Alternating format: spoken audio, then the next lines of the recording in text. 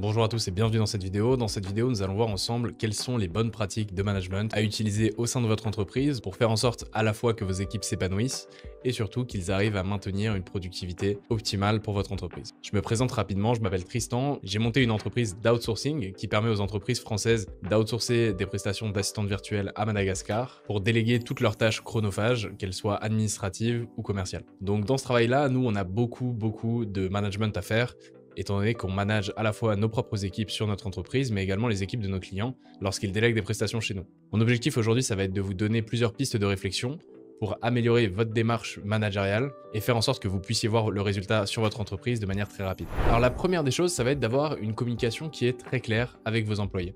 Ce que j'entends par très clair, c'est une communication qui va vraiment être détaillée sur les points spécifiques et surtout une communication qui va être actée et consignée. Lorsque j'ai démarré mes premières entreprises, ce que j'ai remarqué, c'est qu'il y avait une réelle différence entre ce que je disais lors des réunions et ce qui se passait concrètement sur le terrain, c'est-à-dire les notes qu'avaient peut-être pris mes employés au moment de la réunion.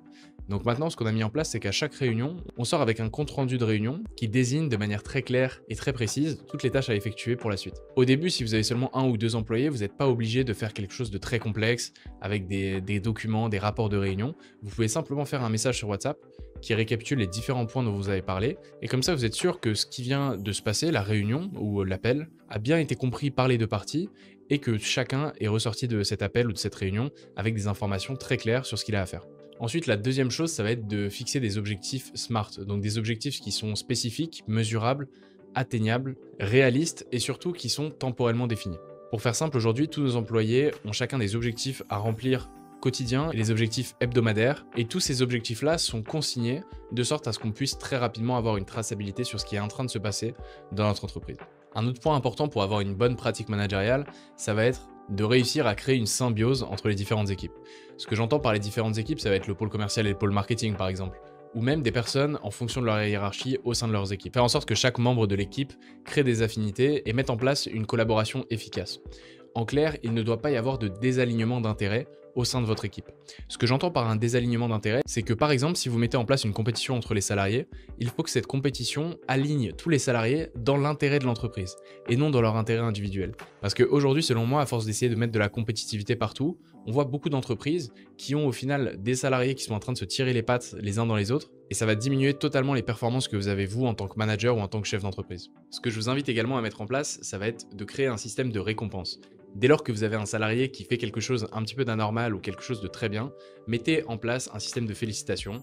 Ça peut être en effet des primes, selon moi c'est ce qui marche le mieux évidemment parce que tous les salariés vont vouloir pour leur situation personnelle aller chercher les bonus. Faites en sorte que ces bonus en revanche ne soient pas, comme je vous le disais tout à l'heure, alignés avec les intérêts d'une seule personne, mais vraiment alignés avec les intérêts d'équipe.